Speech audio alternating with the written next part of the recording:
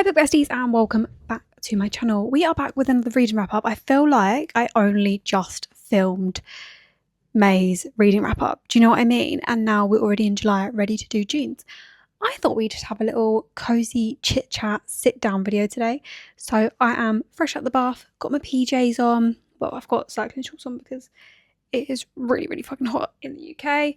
We're having a bit of a heat wave and we're not equipped for it. We have brick houses which are meant to keep the heat in, which is obviously like suitable for the winter because obviously we have a lot of cold weather, and 99% of places do not have aircon. So anyway, I digress. We're having a heat wave is all I was trying to say, and I thought let's have a cute chit chat.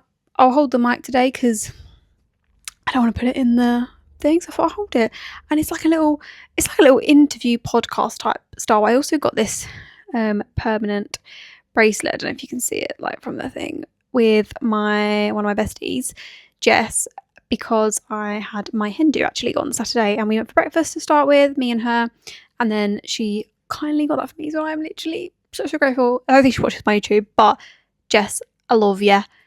Anyway, we read 20 months in the books of June. We read 20 books in the month of June, which I feel like was a good month. Did we have a couple of novellas in there? I think we had a couple of novellas at the end of the month. Or was that beginning of July? I ain't really sure, you know. I don't actually know. I can't actually remember. Just know that we had some good reads this month. So we started off with an arc, which was Indecent Obsession by C.S. Berry. This was 3.25 stars. I didn't enjoy it as much as her other stories. This is the second book in the Obsession series, and this basically continues for where book one ended, where Sarah has started a physical relationship with the four guys. We have Drew, Wyatt, Dante, and Finn, and basically all barring Drew are her brother's best friends, her brother Tom's best friends, and Tom has gone missing, and that is basically the premise of the book. Like, he's gone missing and she has fancied Wyatt her whole life and they've never like got together. He's always pushed her away, but he's like obsessed with her as well. But now she's got with all of them in like this dynamic. I can't really say much because it's the second book in the series, but without giving like too many spoilers, I am really interested in Tom's storyline, which, as I said, is Sarah's brother who has gone missing.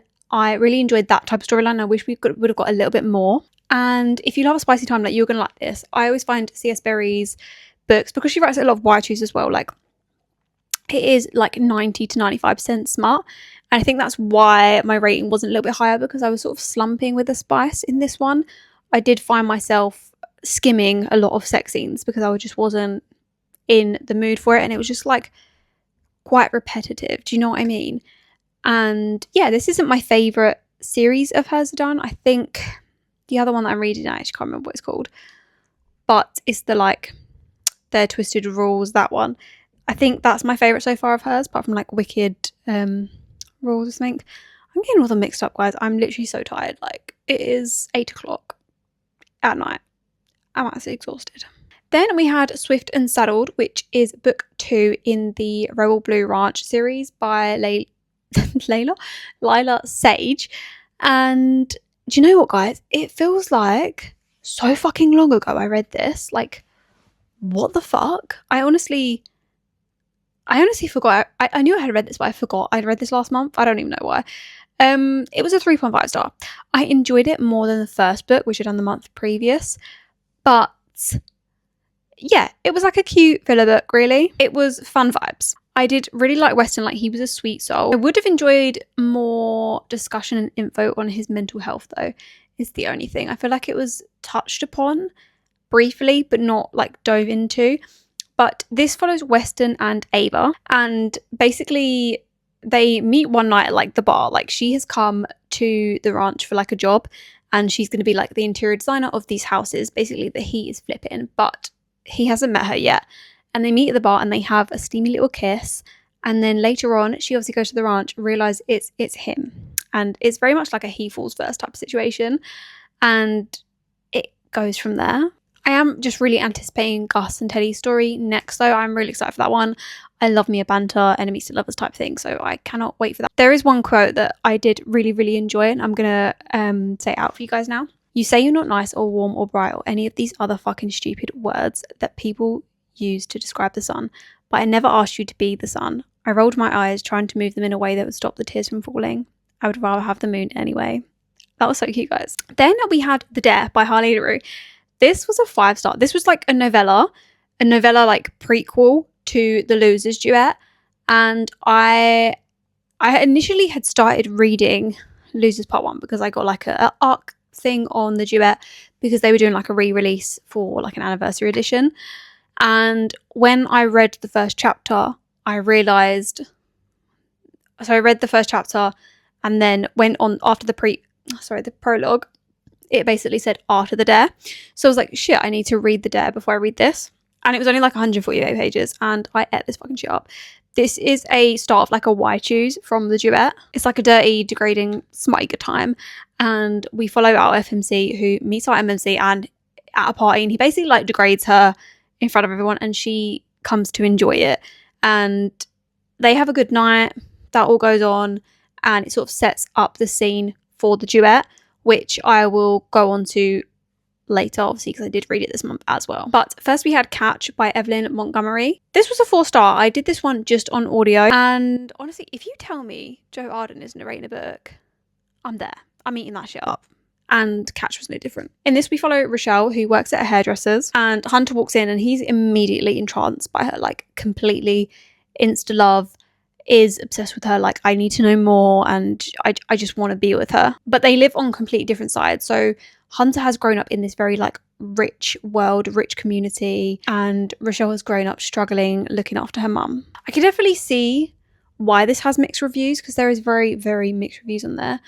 And I think had I not done this audio, I don't think I would have enjoyed it as much because I feel like if you've ever listened to a book narrated by Joe Arden, he embodies like the unhinged, possessive, totally down bad guy, and this was no different. There was some cringy parts in this, like I won't lie. I feel like you do get that with an insta lust. And I also found Rochelle was quite naive at times, and at times it really did have me sighing. So I was like, surely not. It did work for her character and what she had gone through, so I guess there's that.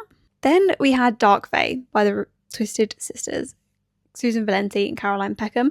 This is the first book in the Ruthless Boys series. So the ideal reading order is to read the first 3 of Zodiac Academy, then read the Ruthless Boys series, and then go back into book 4, Shadow Princess.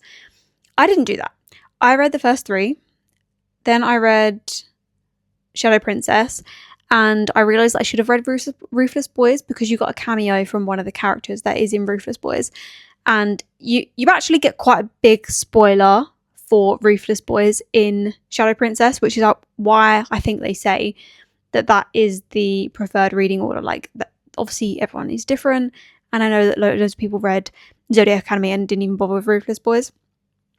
So obviously it's each their own. But in my thing, I knew I wanted to read Ruthless Boys.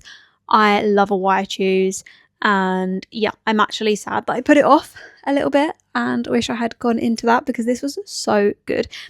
Like I said, this is a why choose, and we basically follow Elise, who has gone to like this academy. I think I can never fucking remember the name of it, but it's a different academy in Celeria, and her brother has died and she is trying to find out what happened to him.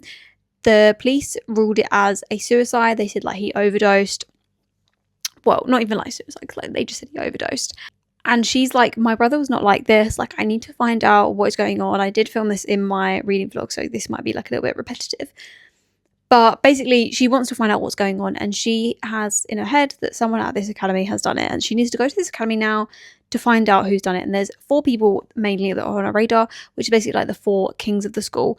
Even if they're not all like friends, they are like the kings in their own way, if that makes sense. And she's getting close to these guys. That's what I'm going to say. I will say, I actually think this is better than Zodiac Academy. I feel like I'm enjoying it more. I've only done the first 2 books, which I will give my wrap up for the second one in a moment.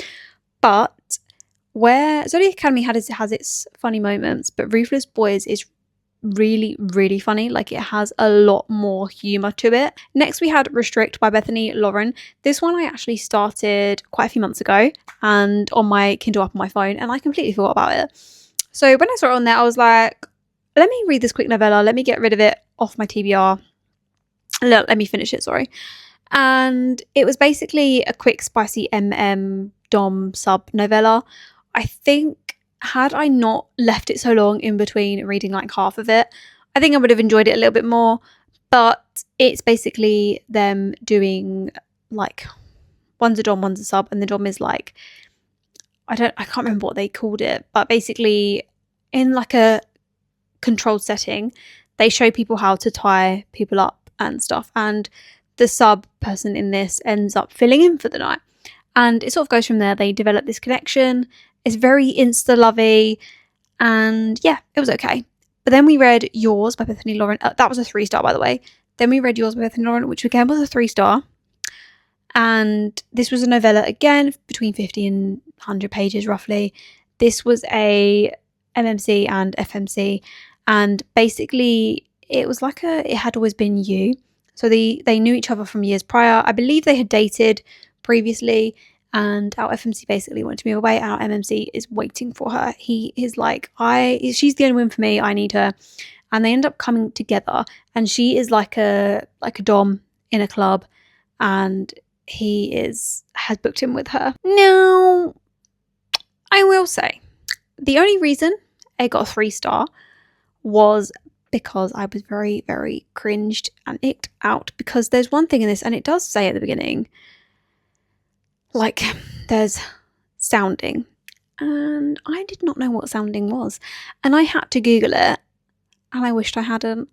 And if you want to know the full-on description, go to Urban Dictionary and find out what it is. Basically, it's where you get these long metal rods and it goes up the man's pee-pee hole. And you get bigger rods as you go. So, like, obviously it stretches. And when that scene happened, I did not like that. That did not sit well with me. And I actually had a full body experience of recoiling. Obviously, if that's yours, I'm not going to yuck yum. But it wasn't for me, and I think that's why I didn't enjoy the book as much. Then we had Losers Part 1 by Harley LaRue, which was a 5-star. This is a continuation of The Dare, so it is a why choose with 4 guys and 1 girl, and there is a lot of swords crossing, so if you're not into swords crossing, then this won't be for you. I will say The Ruthless Boys does not have swords crossing, as far as I'm aware. I'm pretty sure there isn't any in the later books either, but Losers Part 1 and Part 2 does. We have a bully romance in here, so we follow Jess, who basically was like the queen bee, and she was sort of a little bit mean, but it was sort of like a pretense, and these 4 other guys are like the losers, and they need to fix her car. Like, her car is completely broken. They're like, right, you can pay us a dare, you're going to be like ours to use and everything as we want. Bearing in mind this is set after the dare, so you sort of, like I said, you need to read that to be able to get the dynamic of the group, and also why they have a lot of animosity towards Jess. Okay, just to pretense that out there. Please check your triggers, because this has a lot of dark themes and dark kinks as well, and enjoy. Then we had Clueless by C.S. Sylvan. This was a 4.25 star. Like, it is fucking hot in here when I was reading that. It was a novella, and I had the best time. At the very start, we follow Lauren and our older MMC. This is a why choose, by the way.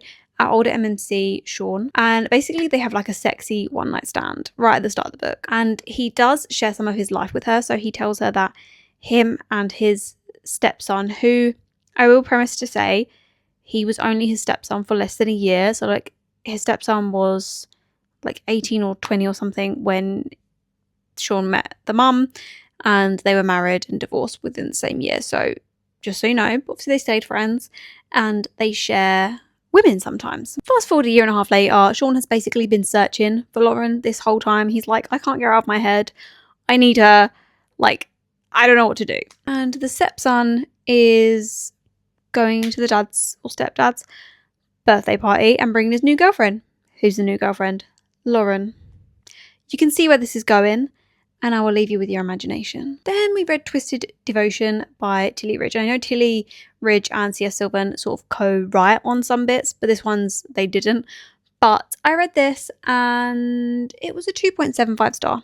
I didn't enjoy it as much. This was a whicch as well, but it's an FFM whicch. So we have Bowden and Audrey, who have been married for 20 years, and he decides to surprise her because she's recently discovered that she's bisexual, but they're married, so she's never explored that side. And Bowden decides as a wedding anniversary he's going to take her to this sex club, like basically where they can get a dominatrix, like a female, and she can basically have the time of her life. Now, the dominatrix is none other than the couple's daughter's childhood best friend. Yeah, so you can see how that's going to be a little bit awkward, right? And anyway, they have this one night stand type thing. Stevie, who's the best friend, wears a mask anytime she does like dom stuff, so they don't know that it's her. 2 years later, she ends up working at the same hospital, and because of her tattoos, they recognise her, and it goes from there. I felt like the connection in this one was a little bit fast paced and rushed. I didn't feel like that chemistry and connection there, which I think is why I didn't enjoy it as much. And I also think that it's like, I don't know, I think just because it's your kid's best friend, that when growing up used to come to your house for like dinner and like sleepovers and stuff, I don't know, that just felt a little bit icky to me. And I love me like a taboo, but that just felt a little bit on the nose. Then we had Savage Fae by, again, the Twisted Sisters, second book in the Ruthless Boy series. Again, a 5-star. Could you expect anything less? And I knew this was going to be a 5-star going into it. I just knew. And it's complete god tier series. Like, I would say this, I've only read the first 2 books, but it's like given a 6-star to me. I don't know what MMC I love most. I love them all. And yeah, I can't really say much without giving the story away. But at least you're still trying to find out what's happening to her brother. That's all I will say. Then we had Emmeline by Kristen Kaur, which was a 4-star. This is a romantasy, a standalone romantasy. Yeah, did you hear that right? Yeah, can we have a fucking round of applause? And it's only like 300 odd pages. So like it's not even long. And I ate this shit up. I could not put it down. I actually sped through this so fast. It is really refreshing to have a standalone romantasy that's not like a mammoth of pages to get through. Like I don't have to get through 500 to like 900 pages to be able to read the story. Do you know what I mean? I think it might be the start of an interconnected standalones, but we'll see. I just have an idea that it might be, but it might not be. It might just be a complete standalone. So we have Emmeline, who is completely unhinged, by the way, and I love it. And she is stalking Lord Caliph, who she is convinced that that is her mate. All the while, her actual mate is watching this and has to keep running interference because she is like clumsy as fuck, getting herself into trouble, and he's just watching this unfold and helping her.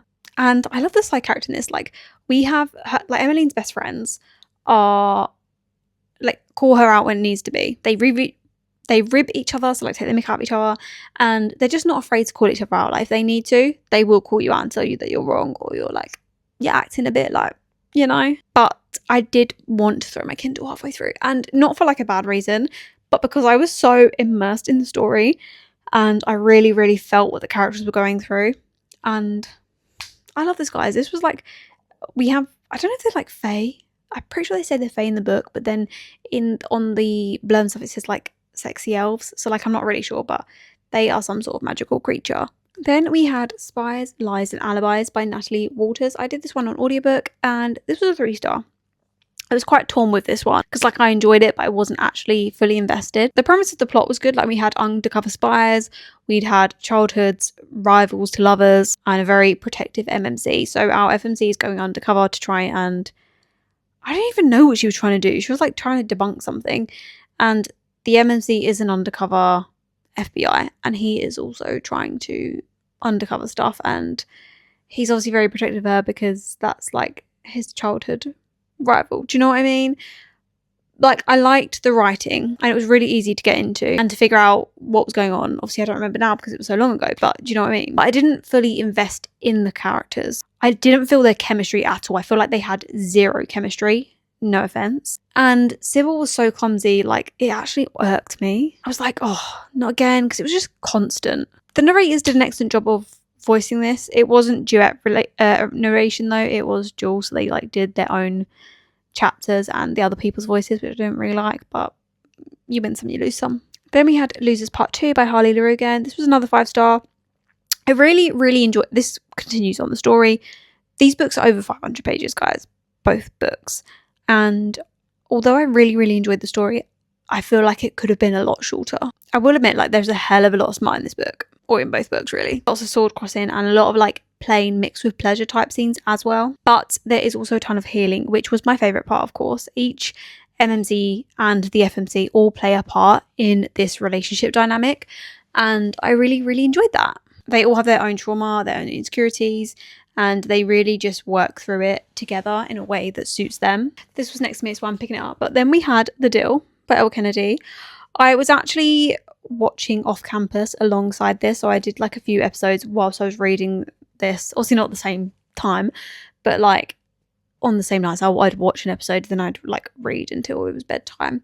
And this was a 5-star. I think watching off campus actually enhanced my experience because I just had the best time and I really, really loved this. If you've not watched off campus, firstly, what are you doing with your life? Secondly, this follows Garrett and Hannah. Sorry, I was yawning them.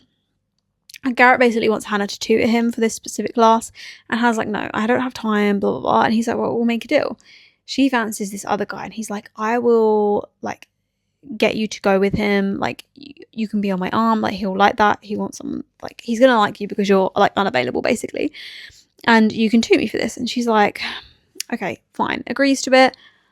Lines blur. Obviously, as they're sort of, like, fake relationshiping, they obviously develop feelings for each other. I actually cried at one point. Like, the third act did not disappoint. The third act is different in the book than it is in the TV show, if you are wondering. I won't obviously say what both of them are, but it is different.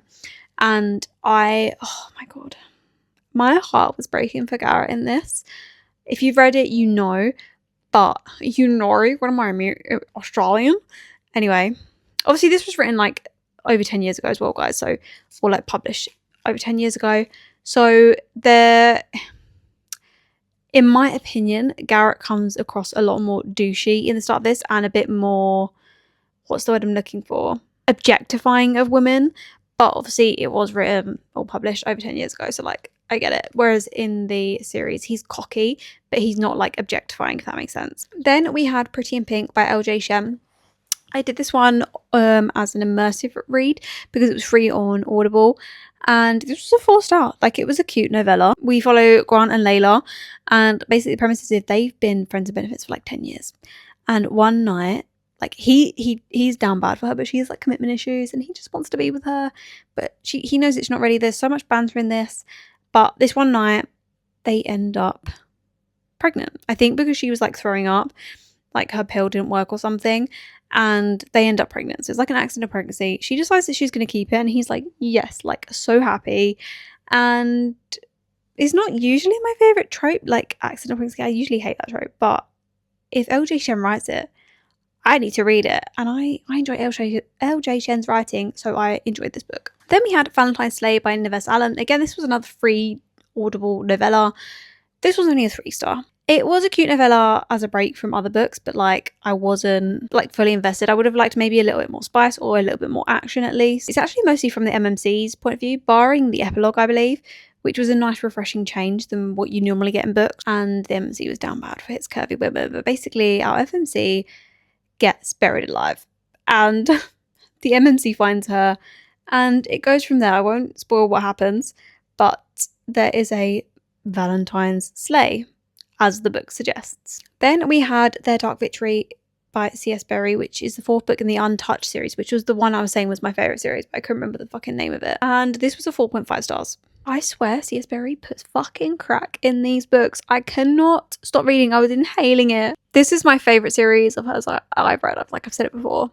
I'll say it again. I'll say it till I'm worn out. And the character development in this is my favourite part. Like even the FMC, but all of the MMCs have their own issues and trauma. And the character development of them from where we saw them at the beginning of the first book to now, and I know there's still two more books to come, it is just insane, guys. Book 4 basically continues where we left off. Like, we've got our 5 MMCs. Yeah, 5. I said that right. And she takes all of them, if you're picking up what I'm throwing down. And basically they're just trying to find out who wants to hurt them. Again, it's the 4th book in the series, guys. I can't really say too much without spoiling it. But I found that this book, there was a lot more plot than we usually get. So usually we get like 90 to 95% smart. And I feel like this was like a good ratio. Like we got a lot more plot in this one. And I really, really enjoyed that. Then we had Clamps by H.N. Defoe. This was a 4-star. And you'll know why I'm laughing in a second. So I've got a really itchy nose, guys. Hopefully some money's coming my way. But basically, we follow our FMC who goes to a party with like one of her best friends. And this best friend ends up cursing all of the hockey players on the team. And they all get turned into sex toys. And the 2 MMCs in this one, they're twins, get turned into nipple clamps. And she takes these nipple clamps, I'm not knowing, by the way. And basically the premise is like when she starts stimulating herself with them, they turn back into their human form, but by dawn they go back again. And to break the curse, they need to give her an orgasm and give her a apology, like a real apology that she accepts. And I know that it's a novella, guys, too. And I know that that premise sounds weird as fuck, but honestly, I had the best fucking time. I actually had to go back and read book 1, like which you'll hear about this month, maybe next month. I can't actually remember. No, you'll hear about that next month. I read that in July. Sorry, my bad, guys. But I did go back and read book 1 as like a little preview for you guys. And basically, obviously, these hockey players get turned into sex toys, and it's like all of their things. So I think this is the second book, which is out the end of July 31st, I want to say. And so I think there is going to be 2 more books because there's 2 hockey players left because there's 5 in total. And obviously this one is a what I choose. And that premise really, really, like, what's the word? Gripped me. And I knew I had to read that. And that was actually our final book of June. So all in all, we had quite a good month. I would say we had a lot of we had a lot of 3 stars, but we had a lot of 4 stars as well. And obviously we had some 5 stars in there, some absolute fucking bangers. And yeah, and now I'm ready for a new month. I am actually behind, so I'm reading my book club's book of the month, which is The Wolf King, which I need to read by next Tuesday, I want to say. Let me think. I need to read it by the 14th anyway, and it's the 6th today. No, it's not. It's the 7th. Oh my god, I'm losing days. But yeah, so I'm a little bit behind, but we're getting there. And that is the month of June, wrapped up all nicely in a little bit of bow and given to you as a present. But I thank you guys. I can't even speak, guys. I'm actually delirious. Thank you guys for watching, and I will see you in the next one. Bye.